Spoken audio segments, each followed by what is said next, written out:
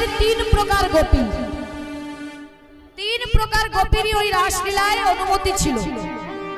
এক হচ্ছে সাধন সিদ্ধা গোপী, এক হচ্ছে নিত্য সিদ্ধা গোপী, আর এক হচ্ছে কৃপা সিদ্ধা গোপী।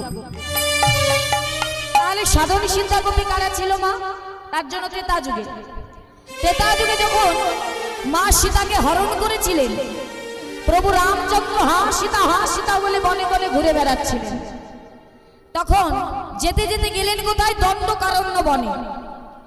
দণ্ডকারণ্য বনে গিয়ে দেখছে 60,000 মুনি ঋষি সেখানে ধ্যান করছে। আর তাই দেখে প্রভু রামচন্দ্র গিয়ে বললেন, হে ভক্তগণ, তোমরা কি বলতে পারো আমার সীতা কোথায়? আর সবাই অবাক হয়ে গেলে, যে ভগবানের জন্য আমরা এত কষ্ট করছি, তিনি মা সীতার জন্য নিজে বেরিয়ে পড়েছি, পাগলের মতো ঘুরে বেড়াচ্ছে। বাহ! ভগবানকে বললেন, দয়াময়, আজ যখন তোমাকে পেয়েছি আমাদের বাসনা তুমি পূর্ণ করো। কি বাসনা?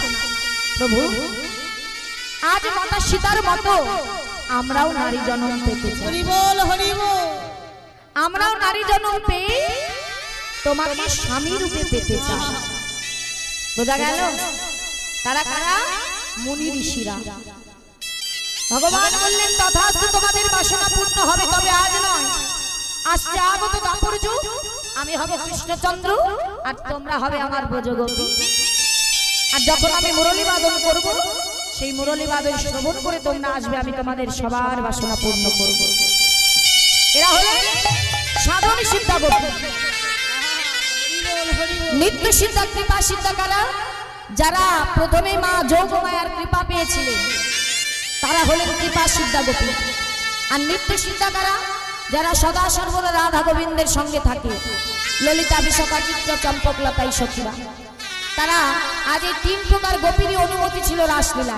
তাই আজ সকলে মুরলীর ধ্বনি শ্রবণ করে চলে যাচ্ছি। কেমন ভাবি?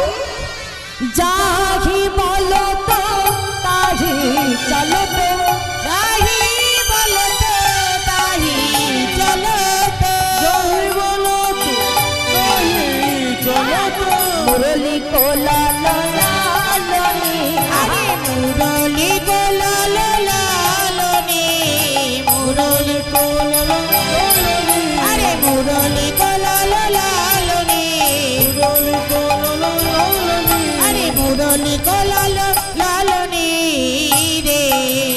আহারে আহারে আহারে, আরে পিছড়ি গে হনি জহি দেহ, বিছড়ি গে হনি জহি দেহ, এক নয়নে কাজল রেখো রে। আহারে আহারে আহারে, আরে বিছড়ি গে হনি জহি দেহ, এক নয়নে কাজল রেহ রে। আহারে আহারে আহারে, বাহে রঞ্জিত কম্পন এক, আর বাহে রঞ্জিত কঙ্কন এক, এবার এক কুণ্ডল দালনি, এক কুণ্ডল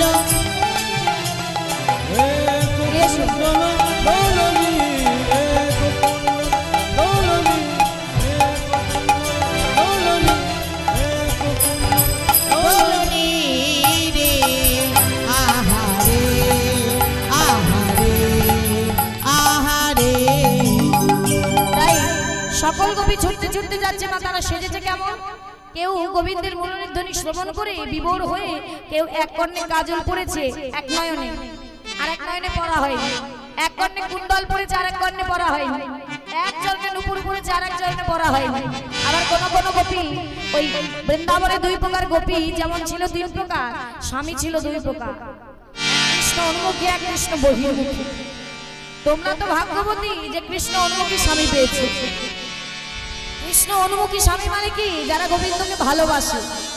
আর তোমরা হলো ভাগ্যবতী যা যে স্বামী পেয়েছে, যে এত রাত্রি ঘর ছেড়ে এখানে বসে আছে। স্বামী যদি বলে আসা যাবে না, তাহলে আসতে পারবে? যাবে না। তেমনি বৃন্দাবনে এক কৃষ্ণ বহির্মুখী স্বামী পড়েছে এক গোপী। যেই যেতে যাবে হঠাৎ করে সেই গোপীর হাত ধরে চেপে ধরেছে, দাঁড়াও। কোথায় যাচ্ছ? তার স্বামী হাত ধরেছে মা। গভীর রাত্রে যাচ্ছিল গোবিন্দের কাছে, আর স্বামী পিছন থেকে হাত চেপে ধরেছে, দাঁড়াও, কোথায় যাচ্ছ? অমনি সেই গোপী বলে উঠলেন, স্বামী আমি যাচ্ছি স্বামীর কাছে, আজ আমাকে যেতে দাও, আজ আমাকে ছেড়ে দাও, আমি যাচ্ছি স্বামীর কাছে। স্বামী, স্বামীর কাছে যদি বলি স্বামীর কাছে যাচ্ছি, তাহলে সে কি বলবে? স্বামী, কে তোমার স্বামী? আমি তো তোমার স্বামী। স্বামী, আজ যে স্বামীর কাছে যাচ্ছি সে শুধু আমার স্বামী নয়, সে আমার স্বামী, সে তোমার স্বামী, সে জগতের স্বামী। স্বামী, আমাকে যেতে দাও, আজ আমাকে বাধা দিও না। আজ একটি বছর আমি অপেক্ষা করেছি এই রজনীর জন্য, আজ আমাকে বাধা দিও না, আজ আমাকে যেতে দাও। সেই স্বামী তো জানে না যে জগৎ স্বামী তোমার স্বামী। আজ এখানে নারী পুরুষ বিভেদ, কেউ বিভেদ নই মা, আজ নারী পুরুষ সবাই সমান, আমরা সবাই গোবিন্দ চরণের দাস। স্বামী বললেন, কিছুতেই যাওয়া যাবে না, তোমার সঙ্গে বিবাহ হয়েছে আমার, তাহলে তোমাকে আমি যেতে দেব না। হাত ধরে টানতে টানতে নিয়ে গেল ঘরের ভেতরে। ঘরের ভেতরে গিয়ে দরজা বন্ধ করে দিলেন, ভেতরে ফেলে দিয়ে আর বাইরে থেকে শিকলটা তুলে দিলেন। বললেন, যাও দেখি কেমন যেতে পারো। বললেন, স্বামী তোমার সঙ্গে আমার বিবাহ হয়েছে, আমি তোমায় সব দিয়েছি, কিন্তু এই মনটা কোনোদিন তোমাকে দিতে পারিনি। কেন জানো? এই মনটা দিয়েছি আমি আমার গোবিন্দের চরণে, কোনোদিন তোমাকে দিতে পারিনি। আরো রেগে গেল স্বামী। বেশ, মন যদি আমাকে দিতে না পারো, তাহলে যাও দেহটাই ঘরে ফেলে রেখে তোমার ওই মন নিয়ে চলে যাও তোমার জগৎ স্বামীর কাছে। তখন সেই গোপী বললেন, স্বামী তোমার কথাটাই যেন সত্য হয়, আজ এই অসর দেহটা ফেলে রেখে আমার এই মনটা নিয়ে যেন আমি আমার গোবিন্দের চরণে গোবিন্দের রাঙা রাতুল চরণে যেন আমি পাই, তোমার কথাই যেন সত্যি হয়।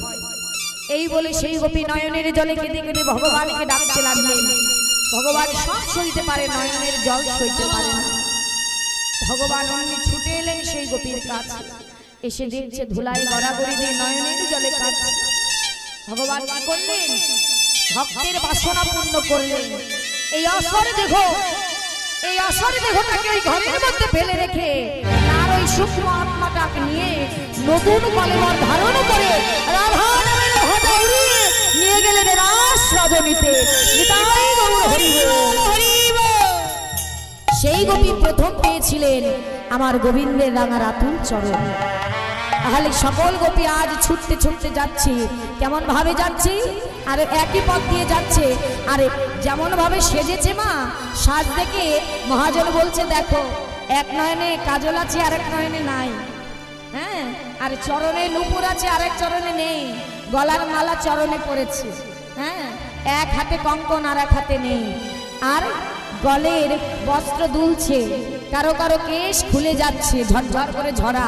সেইভাবে ছুটতে লেগেছে গোবিন্দের কাছে। হ্যাঁ, গোবিন্দ দেখে বলছে, দেখো সাজ দেখে মনে হয় যেন অনুরাগের সাজা, অনুরাগের সাজা,